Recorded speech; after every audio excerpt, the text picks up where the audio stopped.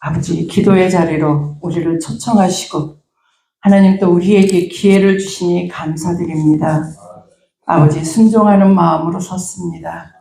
하나님께서 장중에 붙잡아 주시고 하나님께서 능력으로 감싸주지 않으면 아버지, 저는 아무것도 할 수 없사오니 오늘 이 시간에도 하나님을 의뢰하고 담대히 하나님께 구합니다. 하나님 도와주시옵소서. 책임져 주시고 하나님 나라가 임하게 하실 것을 믿습니다. 감사드리며 예수님의 이름으로 기도하였습니다. 아멘. 할렐루야. 우리 총재님을 통하여 이렇게 또 기회를 주셔서 너무 감사합니다. 이 기도의 용사들이 있는 이곳에, 이 시대에 하나님께서 기도의 용사를 부르시는데 누구를 부르셨을까? 또 곳곳에서 예배는 이어지고 있고 모임들이 많다고 하지만 정말로 우리가 하나님 앞에 나를 내려놓고 하나님만을 구하고 하나님만을 만나기를 구하는가? 아까 우리 찬양하는 우리 목사님, 우리 사모님 보시면서 하나님과 깊이 만나며 영의 찬양을 하는 것을 저는 보았습니다. 그것은 하루아침에 되는 것은 분명히 아닙니다. 하나님 앞에 얼마나 자신을 씨름하고 자신을 내려놓고 하나님 앞에 전적으로 맡겼을 때 하나님의 영이 그를 감싸고 그 안에서 하나님이 역사하시는 것이 드러나는 것이 오늘의 하나님께서 원하는 그런 백성들을 하나님이 지금도 찾으신다고 하시는 것입니다. 아무리 빨라도 늦은 것이 있다고 합니다. 하여튼 아무리 아주 세상에서 제일 빨라도 근데 늦는 것이 있는데 이것이 뭔지 혹시 아십니까? 대답을 안 하시네요. 알면서도 안 하시는지는 모르겠는데 그것이 후회라는 겁니다. 아무리 잘 달리고 아무리 빠르고 순간을 놓치지 않으려고 해도 후회하는 것. 후회라는 것. 그러면 우리는 지금 모두 다 사람들이 인생을 잘 살고 싶어 합니다. 성공하고 싶어 합니다. 신앙생활도 잘하고 싶습니다. 하나님하고 관계도 잘 맺어서 하나님 앞에 크게 쓰임받고 싶어 합니다. 여기 오신 분들을 일일이 만약에 1대1로 우리가 설문조사를 한다면 마음속에 소원들이 다 있을 거예요. 그것은 크든 작든 1번이든 2번이든 하나님을 만난 사람들은 하나님 앞에 잘 쓰임받고 싶어해요. 하나님이 기뻐하는 일을 감당하고 싶어해요. 그런데 왜 차이가 날까요? 성경에는 그것에 대해서 명확하게 기록이 되어 있는데 우리는 그걸 자꾸 잊어버리게 되는 거예요. 그래서 자꾸 하나님이 우리를 기도의 자리로 오게 하는 거예요. 하나님께서 다시 한번 우리 걸러봐라. 네 심령 상태를 봐라. 네가 지금 어떤 상태에 있는지 봐라 하시는 겁니다. 오늘 제가 본문 제목을 고린도후서 5장 9절로 10절 말씀을 묵상하면서 제가 이 본문 제목을 솔직히 얘기해서 안 하고 싶었어요. 본문 제목을 가지고 설교를 하면 제가 먼저 하나님 앞에 점검이 돼야 되는 거잖아요. 그리고 종말론적인 설교를 잘 안 하고 싶었던 게 솔직히 저예요. 그런데 하나님께서 이 300용사 이 기도회에 저에게 이 말씀으로 계속 저를 건드리시는 거예요. 그래서 기도하면서 순종하면서 다시 제가 무릎을 꿇고 이 말씀을 묵상하면서 그래, 이 말씀을 전하는 자나 듣는 자에게 하나님은 다시 기회를 주시려고 그러시는구나. 그 생각을 가지고 제가 담대하게 섰습니다. 그러면 많은 사람들이 하나님 앞에 잘 쓰임받고 싶은데 쓰임받지 못하는 것은 아시겠지만 우리 다시 한번 점검해 봅시다. 첫째로 보니까 나의 죄를 회개하여 정결케 되지 않으면 하나님께서는 우리를 사용하실 수 없다는 거예요. 에레미야서 5장 25절을 보면 너희 죄가 너희에게 오는 좋은 것을 막았도다 그랬어요. 하나님은 우리에게 날마다 좋은 것을 주시기를 원하셔요. 하나님은 우리를 사용하시기를 원하셔요. 하나님은 우리와 교제하기를 늘 하나님이시기 때문에 원하고 계셔요. 그런데 뭐가 하나님하고 우리의 관계를 막았다고요? 나의 죄. 신명기 3장 17절도 보면 죄의 결과로 하나님과 갈라 놓았다 그랬어요. 죄의 결과가. 그럼 우리는 예수 그리스도를 구주로 영접해서 구원받은 백성이에요. 그쵸? 그거에는 변함이 없어요. 변함이 없는데 왜 구원받은 백성이 하나님 앞에 다 교통이 되고 하나님을 영화롭게 하고 살지 못하느냐? 죄가 우리를 막았기 때문에 그런 거예요. 구원에 사망에서 우리가 구원받은 것은 모두에게 고백함으로 해서 받았지만 행위에 대한 것은 하나님이 요한계시록에도 보면 심판하신다고 그랬어요. 생명책에 우리보다 일찍 죽은 사람도 다 다시 일으켜 세워서 심판대에서 우리가 행한 것을 행한 대로 하나님이 심판하신다고 그랬어요. 그러면 지금 살아있는 우리에게 하나님은 우리를 지금 부르셔서 이 말씀을 듣게 하면서 무엇을 하게 하시느냐? 다시 철저하게 점검하라 이거예요. 다시 철저하게 점검해서 내가 너를, 나와의 관계를 바르게 막힌 것이 없게 해서 내가 너를 사용하고 싶다고 그러시는 거예요. 그래서 오늘 우리를 하나님은 이 기도의 자리에 오게 하고 하나님의 말씀을 듣게 하고 우리를 초청하여서 기회를 주시는 거예요. 아까 찬양할 때 기회로다, 기회로다. 지금은 은혜 받을 기회로다 하고 찬양했잖아요. 2024년 2월 27일이죠, 오늘이? 27이지. 매일매일 오는 하루일 수 있지만 그것이 나의 인생에 어쩌면 뜨뜻미지근한 생활, 그냥 습관적으로 했던 기도, 그것이 아닌 나의 인생의 중요한 터닝포인트가 되는 시간일 수 있다는 사실입니다. 우리는 기회를 놓치지 않는 자가 되는 것이 하나님의 은혜요, 하나님의 초청이요, 하나님이 우리를 사랑하고 축복해 주시는 것입니다. 그래서 우리가 하나님께서 로마서 8장 5절로부터 보면 육신을 쫓는 자는 육신의 일을, 영을 쫓는 자는 영의 일을 한다고 그랬어요. 우리가 예수를 믿고 교회를 다녀도 20년, 30년 다녀도 하나님 앞에 늘 기도하면서 자기의 육신의 소욕을 채우기 위해서 기도하고 끝나는 사람들이 너무나 허다하게 많아요.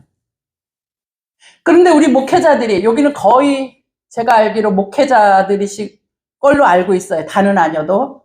그럼 목회자들이 더 깨어 있어야 되는데 어떻게 하고 있어요? 지금 이 땅에서 사는 것에 대한 육의 만족만 성도들에게 가르치고 눈에 보이는 것만 치유받고 그러고 교회에 헌금이나 하고 그런 것으로 끝나게 하는 거예요. 하나님을 깊이 알게 하는 데까지 끌고 가지를 못하는 거예요. 목회자들은 그것을 우리는 회개해야 될 것입니다. 그리고 내가 하나님의 부름받은 그것에 대해서 우리가 잘하지 못하고 있다는 것에 대해서 철저하게 회개해야 될 것입니다. 그것이 우리의 죄예요. 그것이 우리 사역자들의 죄예요. 대형교회들이 대형교회를 비난하는 것이 아니라 대형교회에서 하나님이 주시는 은혜와 축복이 있다고 하지만 거기에 많은 성도, 저도 서초동에서 목회하면서 사랑의 교회나 광림교회 다녔던 성도들이 저희 교회에 왔어요. 20년, 30년을 다녔다고 하는데 맨날 손님이에요. 맨날 대접받기만 원해요. 저는 너무너무 안타까웠어요. 성경 공부를 해도 변화가 잘 안 되는 거예요. 그런 것을 보면서 실은 정말로 내가 정말로 참 목자인가? 왜 이들이 이렇게 변하지 못하는 거지? 그거에 대해서 참으로 내가 목회자로서 지금 바로 하나님 앞에 서 있는 건가? 이런 회의와 앞으로 계속 가야 되나? 이런 고민들을 했었던 적도 있습니다. 그럼에도 불구하고 저는 여전히 목사라는 직분을 가지고 지금까지 그 자리에 서 있고 하나님께서 1대1로 깊이 만나면서 또 목회자가 됐다고 해서 다 된 것이 아니라 끊임없이 하나님을 알게 하고 하나님과 만나게 하는 그 자리에서 현재 이 자리에 있게 되는 것입니다. 그래서 뒤돌아보면 습관적으로 하는 거, 하나님을 안다고 하는데 내 삶에서 하나님과 동행하지 못했던 순간순간들을 회개하게 됩니다. 어제 저희 단체에서 하루에 3번 하는 집회를 하는데 그중에서 한 강사님이 이 말씀을 하시더라고요. 선생 되려고 하지 말고 선생이 되라. 이게 무슨 말인가 하셨을 거예요. 선생 되려고만 하지 말고 선생이 되라. 즉 선생인 것처럼 위치해서 가르치는 일만 하지 말고 내 삶이 선생 되어서 살으라는 거예요. 선생이라는 뜻은 무엇입니까? 먼저 안 것을 제자들에게 가르치는 게 선생이잖아요. 그럼 우리는 하나님을 바르게 알고 만나서 그것이 나의 삶이 되어져서 그것을 따라오고 배우도록 할 수 있어야 되는 게 그게 참 목자. 하나님을 참 만난 사람들이라는 거예요. 근데 우리가 얼마나 그런 것에 대해서 민감하면서 살고 있는지 점검해 봐야 될 거라는 거예요. 이것을 회개해야 되는 거예요. 기본적으로 우리가 윤리적인 것 뭐 이런 것도 기본적으로 회개해야 되지만 주의 목자들은 이런 일들에 우리가 깊이 생각하지 않고 안일하게 해왔던 것들, 점검하지 못한 것들에 대해서 하나님이 지적하는 것, 이것에 대해서 우리는 철저하게 회개해야 돼요. 성령을 따라서 성령이 우리를 깊은 곳으로 인도하는 그곳까지 들어가서 성령님이 우리의 눈과 귀와 하늘을 열어준 것, 그것을 따라서 우리가 깊이 기도하고 그것에 순종할 수 있는 눈이 열려야 된다는 것입니다. 두 번째는 하나님께서 어떤 자를 쓰느냐? 서두에서도 연관되는 거지만 죄를 떠난 자라고 그랬어요. 그런데 기독교계가 지금 어떻습니까? 교회가 크고 재정적으로 넉넉하고 그러면 뭐예요? 또 사단이 목회자를 타락시키는 것도 많이 있어요. 영적으로 넘어지게 하는 것도. 그런 것도 있지만 안일하게 잠자고 있어서 결국은 하나님을 영화롭게 하도록 그 자리에 놨는데 하나님을 영화롭게 하지 않는 거예요. 그래서 우리는 죄를 멀리하는 것에 정말로 두렵고 죄가 우리 가까이 오지 않도록 죄가 온다면 우리는 무조건 피할 수 있는 그런 자세가 필요하다는 거예요. 죄를 떠난 자는 하나님께서 그를 통해서 큰 일을 행하셔요. 그러니까 우리가 해야 될 일은 죄만 떠나면 돼. 깨끗한 그릇으로만 준비되어 있으면 하나님이 그 사람을 통해서 하나님은 얼마든지 사용하신다는 겁니다. 미국의 선교사였던 한 140년 정도 전에 있던 프랑크 누박이라는 선교사가 있습니다. 저도 그 사람을 140년 전에 있었으니까 만나지는 못했죠. 그러나 책을 통해서 만났는데 저에게 참으로 그 책을 접했을 때 충격적이었어요. 뭐가 충격적이었느냐? 그는 하나님과 매 분마다 교제하고 소통하고 하나님 앞에 묻고 하나님의 도움을 구하고 하는 훈련을 자기가 실제적으로 행동하고 하면서 하나님과 동행했어요. 그것을 그가 편지로도 주변 사람에게 쓰고 하면서 그 이후에 책이 나왔는데 그가 이제 지금은 현재 이 땅에 없지만 그가 한 일들을 보면 그는 무명의 사람이었어요. 미국에서 명문대학을 나오고 필리핀에 선교사로 가서 필리핀의 선교사로서 몇십 년 있으면서 거기에서 많은 종족들에게 그 방언으로 된 이런 것들을 성경을 번역해서 하나님의 복음을 얼마나 많이 전했는지 몰라요.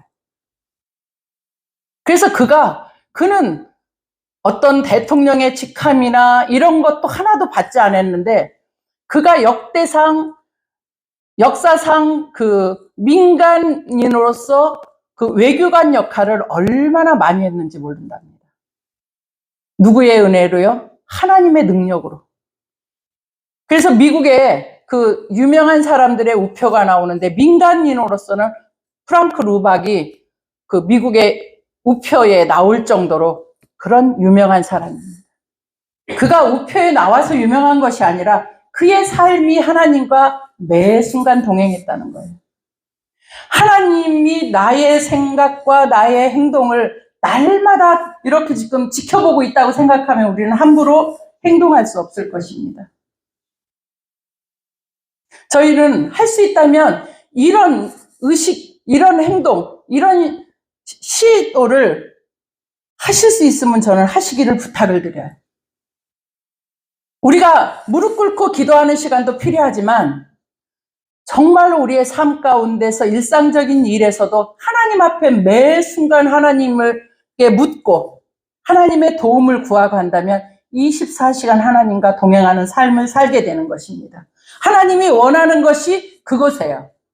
하나님이 원하는 게 그거예요. 예배 시간만 이곳에 와서 하나님을 만나는 것이 아니라 이곳에 와서 예배를 드리면서 하나님을 깊이 알고 하나님을 안 다음에 일상생활에서도 하나님을 신뢰하고 살아계신 하나님과 동행하기를 원하는 것이 하나님의 뜻이라는 거예요. 그렇게 산다면 하나님은 그 한 심령 한 심령 한 사역자 하역자를 들어서 하나님은 하나님 나라가 세워지게 하고 하나님의 큰 일을 하신다는 겁니다.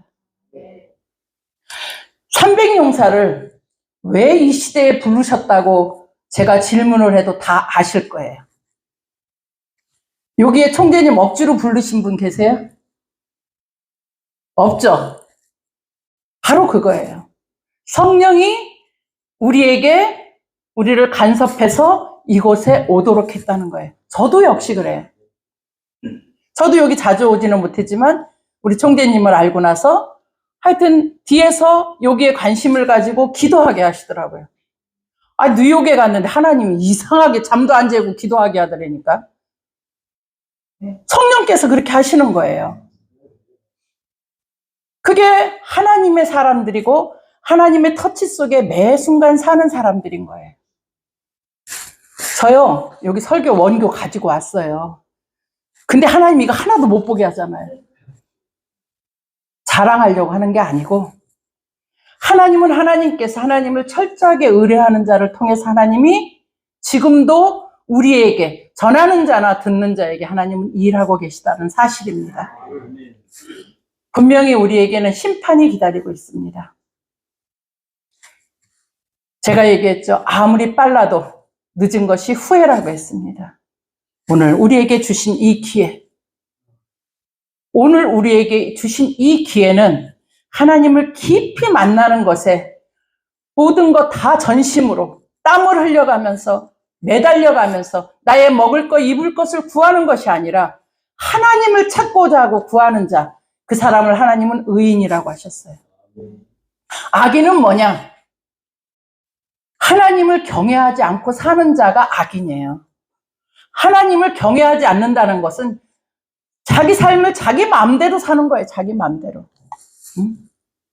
근데 우리는 그렇게 살 수 없는 자들입니다. 여기에 오신 분들은 최소한 그렇게 살 수 없는 사람들입니다.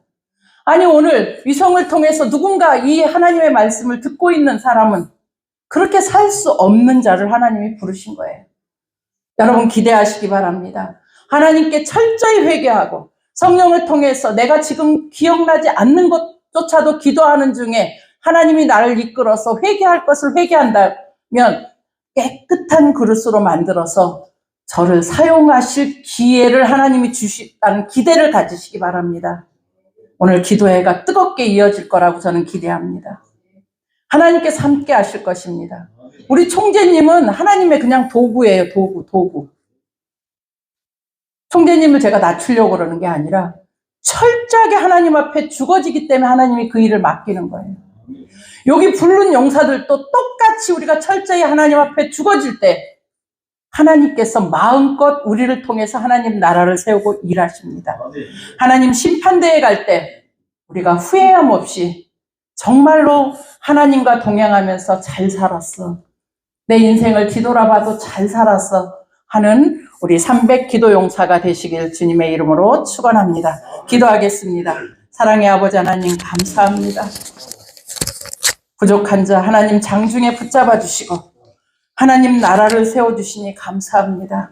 아버지 하나님 말씀을 선포하는 일로 부른 목회자들이 더욱더 하나님을 깊이 알고 정말로 인생에서 하나님과 동행하는 삶을 살아내도록 하나님 이끌어 주시고 역사하여 주시옵소서. 하나님도 깊이 만나게 하실 것을 믿습니다. 오늘 기도회에 하나님 기름 부어 주심을 믿고 감사드리며 예수님의 이름으로 감사 기도드렸습니다.